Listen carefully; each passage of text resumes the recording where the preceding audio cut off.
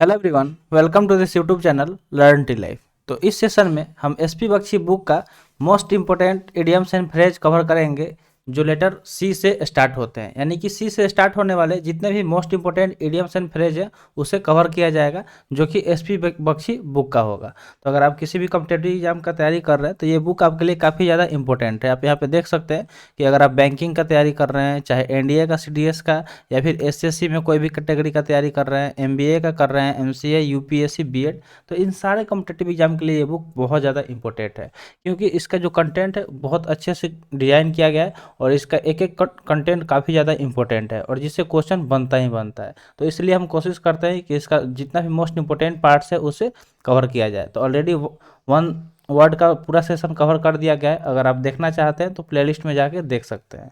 और आपको इस बुक को बाई करना है तो लिंक डिस्क्रिप्शन बॉक्स में है, जाके वहाँ से खरीद सकते हैं। तो चलिए वीडियो शुरू करते हैं। जल्दी से वीडियो को लाइक कर दीजिए और चैनल पर नए हैं तो जल्दी से चैनल को सब्सक्राइब कर लीजिए। तो चलिए देखते हैं। देखिए, सबसे पहला इडियम्स एंड फ्रेज दिया गया है, carry matters with a high hand. यानी कि कोई भी मैटर है उसको हाई हैंड से क्या करना, कैरी करना। इसका मतलब होता है to deal with a person strictly.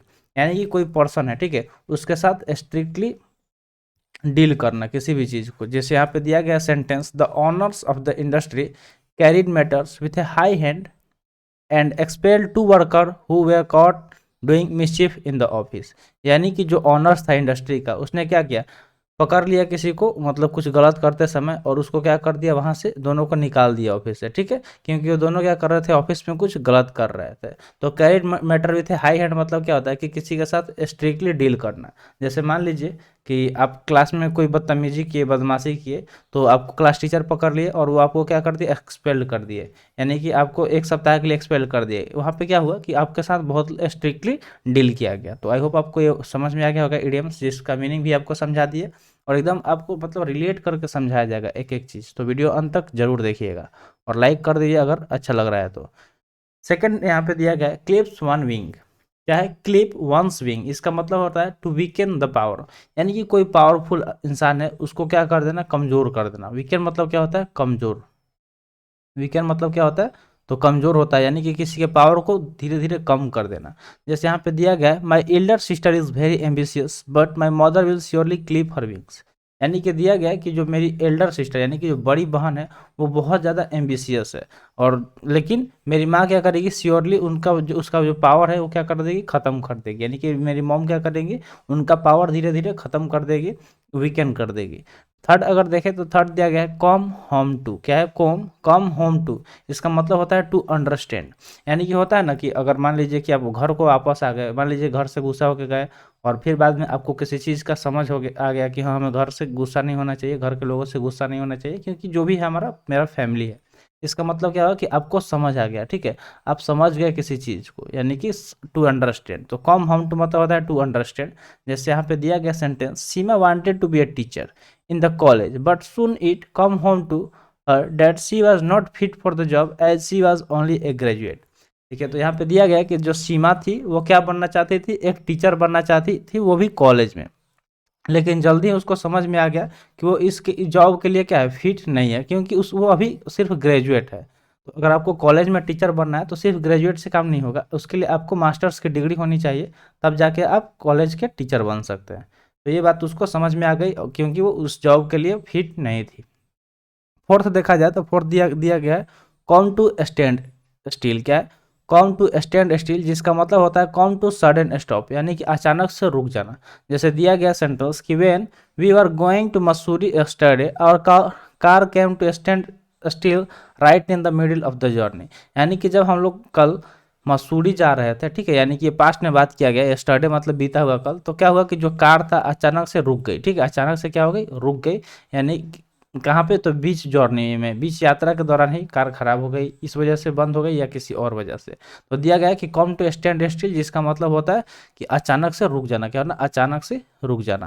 यहाँ पे फिफ्थ दिया गया है, कम ऑफ विथ फ्लाइंग कलर्स। क्या दिया गया है, कम ऑफ विथ फ्लाइंग कलर्स, यानी कि टू कम आउट सक्सेसफुली, यानी कि सक्सेसफुल आना। मान लीजिए कि आप गए कहीं तैयारी करने अपने घर से, कहीं भी आपका जो आसपास में जो भी शहर है, जैसे पटना, दिल्ली, मुंबई, गोरखपुर, कहीं भी आप गए तैयारी करने, ठीक है, कोटा, इनमें से कहीं भी, और वहाँ से जब आप वापस आए किसके साथ, फ्लाइंग कलर्स के साथ। इसका मतलब क्या हुआ कि आपने सक्सेस पा लिया, आप जो भी एग्जाम का तैयारी कर रहे थे उसमें आपने उस चीज़ को अचीव कर लिया, तब आप घर वापस आए। तो यहाँ पे दिया गया the final football match was very crucial but finally we won and come up with flying colours. यानी कि दिया गया जो फुटबॉल का फाइनल मैच था वो बहुत ज़्यादा महत्वपूर्ण था, क्रूशियल था, ठीक है, इंपॉर्टेंट था, लेकिन फाइनली क्या हुआ कि हम लोग वो जीत गए और घर पे सक्सेसफुल होके आए। तो यहाँ पे दिया गया सेंटेंस, तो सेंटेंस से आपको आराम से रिलेट करना है और याद करना है, और बिल्कुल आराम आराम से देखना है सेशन, क्योंकि एकदम बढ़िया से आपको समझाया जाएगा, आपको थोड़ा सा भी परेशानी नहीं होगा।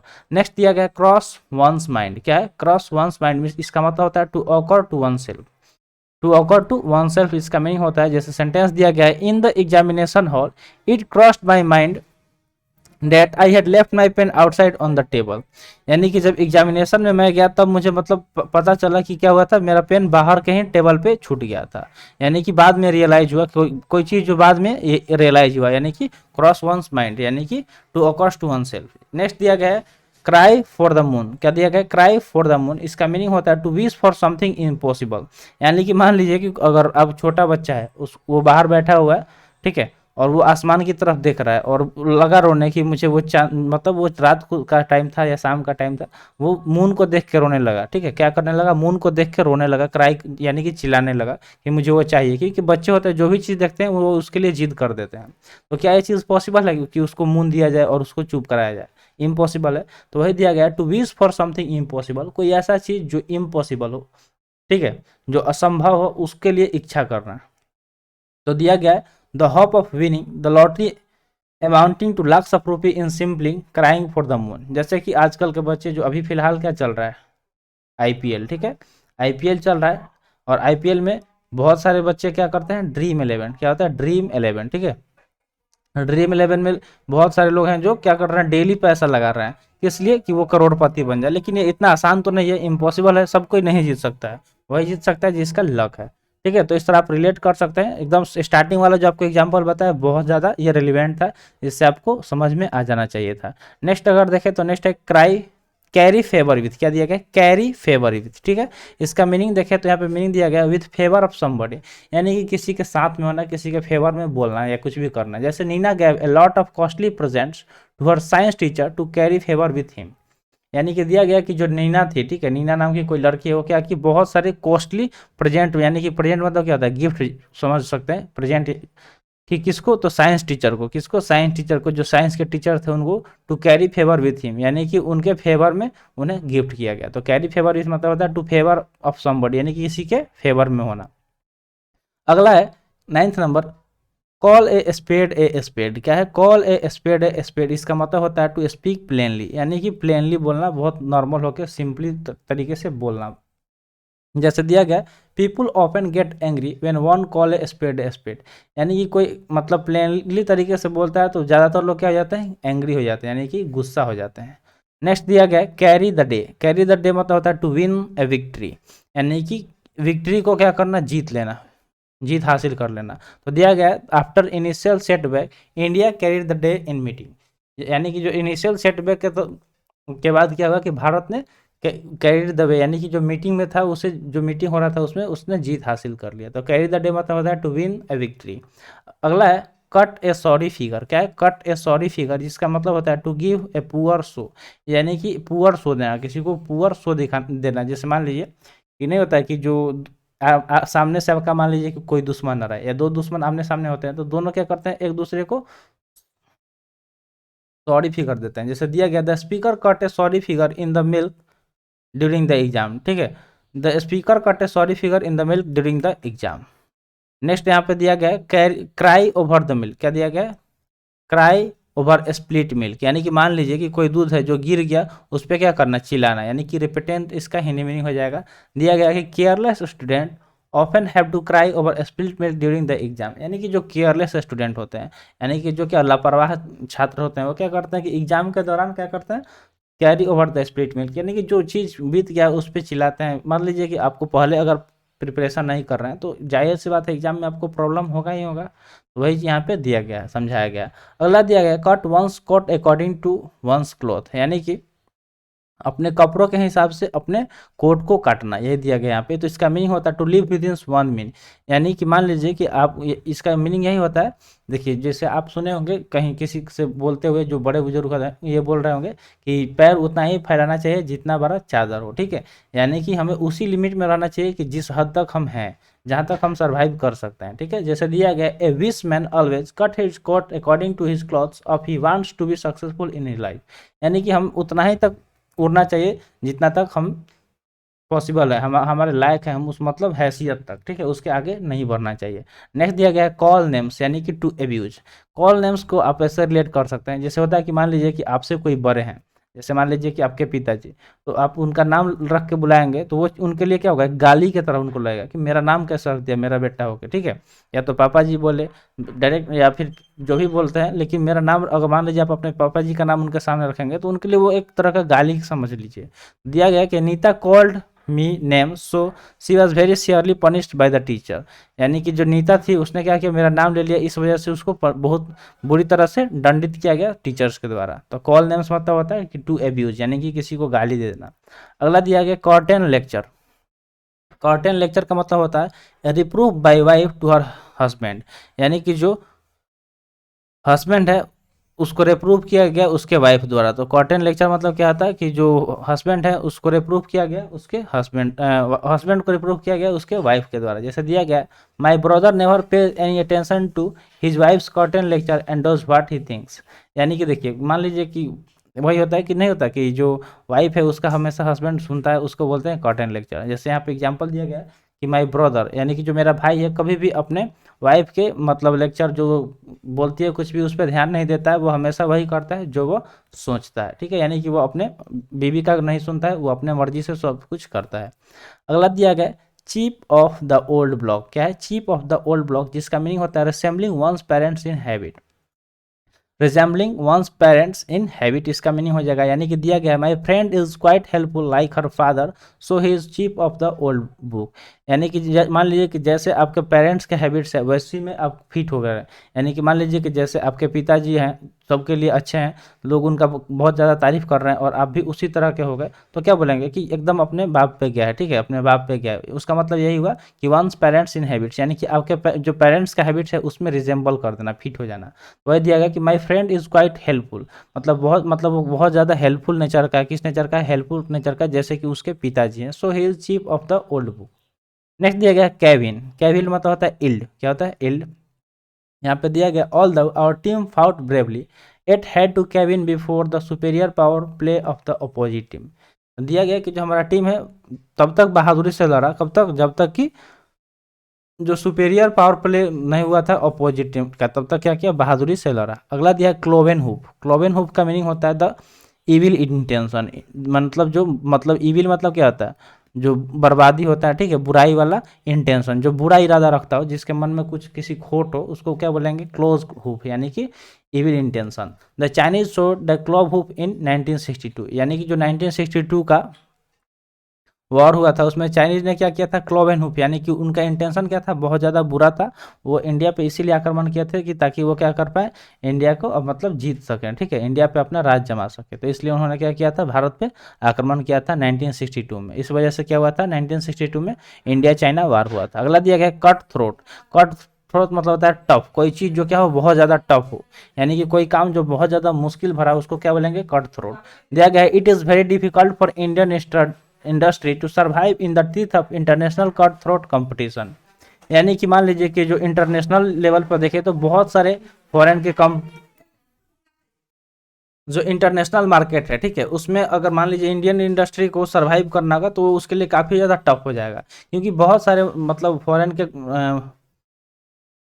कंपनी है जो बहुत ज़्यादा मार्केट में अपना नाम बना के रखे हैं। जैसे मान लीजिए कि आईफोन ही ले लीजिए, आईफोन का बहुत ज़्यादा नाम है, सैमसंग हो गया, ये सब जो ब्रांड है वो काफ़ी ज़्यादा अपना पहले से ही नाम बना के रखे हुए हैं। अब इसमें कोई इंडियन इंडस्ट्री आ जाए, मान लीजिए कि इसमें जियो आ गया बीच में, तो जियो जल्दी से मतलब सर्वाइव जल्दी कर पाएगा, नहीं कर पाएगा, क्योंकि ये लोग बहुत ज़्यादा ब्रांडेड है, ये लोग को मतलब लोगों का ट्रस्ट ये लोग कंपनी ऑलरेडी जीत चुके हैं। तो जो जियो है मान लीजिए इसको जीतने में काफ़ी ज़्यादा टाइम लगेगा, तब जाके वो अपना मतलब उनके कंपटीशन में आ सकता है। तो इसके लिए क्या हो गया, एक चीज़ काफ़ी ज़्यादा टफ हो गया। आई होप आपको समझ में आ गया होगा। नेक्स्ट दिया गया है call in question. Call in question मतलब होता है डाउट, यानी कि मान लीजिए कि आपको कोई डाउट है किसी चीज़ को लेकर, तो आप किससे क्या करेंगे, क्वेश्चन करेंगे। जैसे आपको इस स्टडी में डाउट हो रहा है, पढ़ाई में डाउट हो रहा है, तो आप टीचर से क्या करेंगे, क्वेश्चन पूछेंगे। You should not call in question my honestly, ठीक है। You should not question in not call in question my honesty, ठीक है। दिया गया है कि you should not call in question my honesty, यानी कि तुम्हें मेरे ईमानदारी पे संदेह नहीं करना चाहिए, ठीक है। यह दिया गया है कि तुम्हें मेरे ईमानदारी पे संदेह नहीं करना चाहिए, तो डाउट नहीं करना चाहिए कि मैं कितना ईमानदार हूँ या मैं मतलब कुछ बेईमानी कर रहा हूँ, ठीक है। ये चीज़ यहाँ पे दिया गया है। अगला दिया गया चीक बाय जॉल। क्या दिया गया, चीक बाय जॉल, इसका मतलब होता है क्लोज टुगेदर, यानी कि एक साथ होना, क्लोज होना। In metropolitan city it is common that affluence and poverty exist cheek by jowl, यानी कि अगर मेट्रोपॉलिटन सिटी में देखा जाए तो वहाँ पे क्या होता है, कॉमन होता है। जो एफ्लुएंस और पॉवर्टी एग्जिस्ट करता है वो क्या है, बहुत ज़्यादा एक दूसरे के क्लोज होते हैं। अगला दिया गया है कॉम टू ए पास। क्या है, कॉम टू ए पास, जिसका मीनिंग होता है ए डिफिकल्ट सिचुएशन, यानी कि ये एक ऐसा सिचुएशन जो कठिनाइयों से भरा पड़ा हो, जो कठिनाइयों से भरा पड़ा हो उसको बोलेंगे कॉम टू ए पास।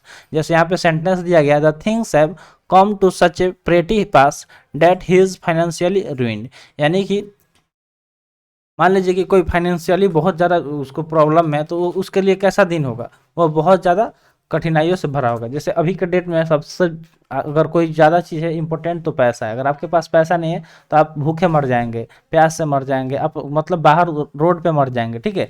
यानी कि वो सिचुएशन आपके लिए काफ़ी ज़्यादा मुश्किल हो सकता है अगर आपके पास पैसे नहीं है। तो वही चीज़ यहाँ पे समझाया गया है। नेक्स्ट दिया गया क्लोज सेव। क्लोज सेव मतलब होता है a narrow escape, a narrow escape. यहाँ पे दिया गया है sentence, he as he was driving recklessly in a crowded street he had a close save, यानी कि वो क्या कर रहा था, रेकलेसली, यानी कि लापरवाही से ड्राइविंग कर रहा था। कहाँ पे, क्राउडेड स्ट्रीट, यानी कि जो भीड़ भाड़ वाला गली था उसमें, तो उसे क्या हो गया, क्लोज सेव हो गया। ही हैड ए क्लोज सेव, यानी कि नैरो स्केप हो गया यहाँ पे। नेक्स्ट दिया गया है कट एंड ड्राइड। क्या दिया गया, कट एंड ड्राइड, जिसका मतलब होता है रेडीमेड फॉर्म, यानी कि कोई चीज़ जो रेडीमेड फॉर्म में मिल रहा है उसको बोलेंगे कट एंड ड्राइड। जैसे दिया गया है, there is no cut and dried formula for success in life.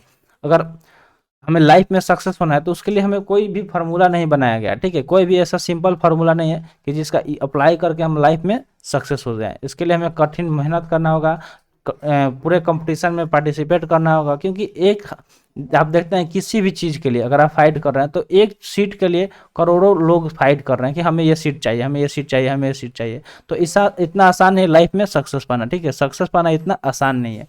तो क्या इसके लिए कोई सिंपल फार्मूला नहीं है, यानी कि नॉट कोई भी कट एंड राइट नहीं है हमारे लाइफ में सक्सेस होने के लिए। अगला दिया गया है क्लिंच द इशू।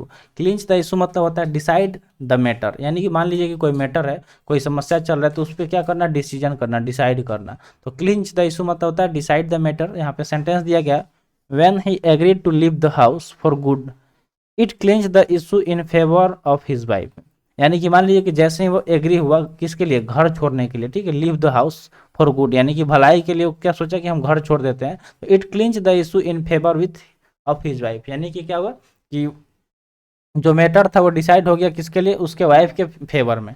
नेक्स्ट दिया गया कैरी वंस पॉइंट, जिसका मतलब होता है विन अप्रूवल, यानी कि कैरी वंस पॉइंट मतलब होता है विन अप्रूवल। जैसे आपको किसी चीज़ का अप्रूवल चाहिए था तो वो अप्रूवल मिल गया, मतलब क्या हो गया कि कैरी वंस पॉइंट, यानी कि आपको एक पॉइंट मिल गया। After heated discussion he was able to carry his point, यानी कि बहुत देर तक डिस्कशन हुआ, उसके बाद से क्या हुआ कि वो एबल हो रहा किस चीज़ के लिए, अपने अप्रूवल के लिए। मान लीजिए कि आपको किसी चीज़ का अप्रूवल चाहिए, आपको बैंक लोन चाहिए और आपको अप्रूवल नहीं मिल रहा है, तो आप गए अपना सारा डॉक्यूमेंट वगैरह सबमिट किए, जब फिर से वो वेरीफाई हुआ उसके बाद क्या हुआ कि आप वो अप्रूवल जीत गए, यानी कि कैरी वंस पॉइंट, आपको एक पॉइंट मिल गया, ठीक है। नेक्स्ट दिया गया है चेकर्ड या फिर चेकर्ड कैरियर। चेकर्ड कैरियर मतलब होता है full of up and downs, यानी कि कोई चीज़ जो कठिनाइयों से और मुश्किलों से भरा हुआ उसको क्या बोलते हैं, चेकर्ड कैरियर। यानी कि politician have generally chequered career all along. अगर पॉलिटिशियन की बात करें तो इसमें बहुत ज़्यादा उतार चढ़ाव भरा होता है, ठीक है। पॉलिटिशियन के लाइफ में मतलब कोई भरोसा नहीं होगा है कि कब लोग बदल जाएंगे, कब जातिवाद का मैटर हो जाएगा, कब लोग पैसा लेके वोटिंग देना शुरू कर दें। तो इस तरह का हमेशा मतलब प्रॉब्लम बना होता है जो पॉलिटिशियंस होते हैं उनके लाइफ में।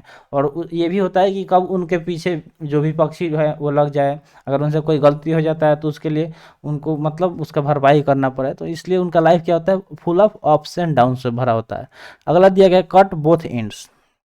कट बोथ एंड्स होता है argue in favour of both side, यानी कि मान लीजिए कि कोई कोई मैटर हो गया दो लोगों के बीच में, ठीक है, एक ए बंदा है एक बी बंदा है, ठीक है, दोनों के बीच में कोई मैटर हो गया, तो जो बीच वाला होगा वो क्या करेगा, सिर्फ एक की तरफ से तो नहीं बोल सकता, तो उसे दोनों के तरफ से बोलना पड़ेगा, यानी कि दोनों के फेवर में बोलना पड़ेगा, तो उसको बोलेंगे कट बोथ हिंट्स, यानी कि he is ambiguous because he always cut both hints, यानी कि वो एम्बिगियस है। एम्बिगियस मतलब क्या होता है आपको कमेंट सेक्शन में बताना है, ठीक है, कि एम्बिगियस मतलब क्या होता है, ठीक है। तो वो एम्बिगियस है क्योंकि वो हमेशा क्या करता है, दोनों के फेवर में बोलता है। तो जो भी अगर जजमेंट कर रहा है उसे हमेशा दोनों के फेवर में ही बोलना चाहिए, ये सच बात है। अगला दिया गया कॉक श्योर, क्या है कॉक श्योर, जिसका मतलब होता है वेरी श्योर एंड सर्टेन है, किसी चीज़ के बारे में बहुत ज़्यादा श्योर होना, निश्चित होना। नहीं होता है कि बोलते हैं कि हाँ हम 100% श्योर है, गारंटी के साथ बोल रहे हैं कि वो इधर से जा रहा था, ठीक है, वही था जो जा रहा था। ऐसे हम बोलते हैं ना कि मान लीजिए कोई पूछा कि भाई तुम राम को देखे, तो नहीं, हाँ हाँ देखा, वो 100% वही था जो अभी इधर से गया। तो दिया गया sentence, it was so cocksure of his success that he applied for the job before the declaration of the result, यानी कि मान लीजिए कि आप एग्जाम दिए और आपका एग्जाम बहुत ज़्यादा अच्छा हो गया, तो आप क्या हो गए, कॉक श्योर हो गए, यानी कि बहुत ज़्यादा श्योर हो गए कि हाँ हम ये एग्जाम मेरा क्लियर है और मेरा मुझे जॉब मिल जाएगी, ठीक है। नेक्स्ट है कॉक ए स्नूक, क्या है कॉक ए स्नूक, जिसका मतलब होता है टू शो इम्पुडियंट कॉन्टेप्ट, यानी कि इम्पुडियंट कॉन्टेप्ट को शो करना, दिखाना। दिया गया है कि she is so proud of her date she always cock a snook at the act of her husband, यानी कि वो इतना ज़्यादा प्राउड करती है अपने वेल्थ है, वेल्थ मतलब क्या होता है धन, उस पर इतना ज़्यादा प्राउड करती है, यानी कि गर्व महसूस करती है, that she always cock a snook at the act of her husband, और इस वजह से क्या होती है, इम्पुडियंट कंटेप्ट शो करती है किस पे, तो अपने हस्बैंड पे। अगला दिया गया है चैप्टर एंड वर्स, क्या है चैप्टर एंड वर्स, जिसका मतलब होता है इन फुल डिटेल, मतलब कोई चीज़ जिसे फुल डिटेल में समझाया गया हो, बताया गया, उसको क्या बोलेंगे चैप्टर एंड वर्स, यानी कि टू गिव प्रूफ, यानी किसी चीज़ को लेकर प्रूफ देना, उसका साबित कर देना, क्या कर देना, साबित कर देना प्रूफ के साथ। अगला है he has such a sharp memory that he can narrate the story chapter and verse, यानी कि दिया गया कि वो इतना तेज दिमाग वाला है, शार्प मेमोरी वाला है कि वो पूरे स्टोरी को नरेट कर सकता है, यानी कि बोल सकता है पूरे डिटेल में, ठीक है, फुल डिटेल में। अगला दिया गया है कूल वंस हिल, कूल वंस हिल मतलब होता है टू बी केप्ट वेटिंग, यानी कि किसी का वेट करना, इंतजार करना, ठीक है। मान लीजिए क्या आप खड़े हो गए लाइन में, ठीक है, मान लीजिए कि किसी काम से गए आप बैंक, कहाँ गए, बैंक, और बैंक में बहुत ज़्यादा भीड़ है, मान लीजिए कि बहुत ज़्यादा भीड़ है, पूरा ये लाइन लगा हुआ है, तो आपको वेट करना पड़ेगा अपना काम कराने के लिए, ठीक है, इतना लोग मान लीजिए कि पूरा लाइन में, पूरा ये लोग लाइन में खड़े हुए हैं, तो आपको क्या करना पड़ेगा, बहुत ज़्यादा वेट करना पड़ेगा। इसका मतलब क्या है, कूल्स वन हिल्स, यानी कि खड़ा होते होते आपका जो हिल्स है वो क्या हो जाएगा, जम जाएगा। तो वही दिया गया कि he had to cool his heels before he could meet the president of party, यानी कि मान लीजिए कि अगर आपको पार्टी का बात छोड़िए, अगर आपको अपने देश के प्रेसिडेंट से मिलना है और आप एक सिंपल आदमी है, तो आप जल्दी नहीं मिल पाएंगे, उसके लिए आपको काफ़ी ज़्यादा वेट करना पड़ेगा, तो वही चीज़ यहाँ पे दिया गया है। नेक्स्ट दिया गया है कैरोट एंड स्टिक पॉलिसी, क्या है कैरोट एंड स्टिक पॉलिसी, इसका मीनिंग होता है रिवार्ड एंड पनिशमेंट, मतलब किसी चीज़ के लिए रिवार्ड भी मिलना और पनिशमेंट भी मिलना। यहाँ पे दिया गया है successful business follow the carrot and stick policy toward his employ, यानी कि जो सक्सेसफुल बिजनेसमैन होता है वो क्या करता है कि अगर उसका जो एम्प्लॉयज़ है, यानी कि जो काम करने वाला है, उसके लिए वो क्या करता है कि उसे रिवार्ड भी देता है, अगर वो अच्छा काम करता है तो रिवार्ड भी देता है, और काम नहीं करता है तो उसके लिए वो पनिशमेंट भी देता है। तो एक सक्सेसफुल बिजनेसमैन ऐसे ही आगे बढ़ते हैं। अगर मान लीजिए कि आपके अंडर में कोई 4 लोग काम कर रहे हैं, तो अगर 3 लोग अच्छे से काम कर रहे हैं और आप उसे जब प्रोत्साहित करेंगे, उससे रिवार्ड देंगे, तो वो बंदा मान लीजिए कि आज 4 काम करने का क्षमता रखता है, तो कल को वो 5 काम करेगा, क्योंकि वो जानता है कि वो काम जितना करेगा उसको रिवार्ड मिलेगा, उससे उसको बेनिफिट होगा। तो यही मतलब सक्सेसफुल बिजनेस होने का यही है। अगर मान लीजिए कि कोई एक बंदा है जो काम नहीं कर रहा है, अगर आप उसको पनिशमेंट देंगे तो इस वजह से भी वो क्या होगा कि वो काम ज़्यादा करेगा, कि अगर हम नहीं किए अगली बार से तो हमें पनिशमेंट दिया जाएगा।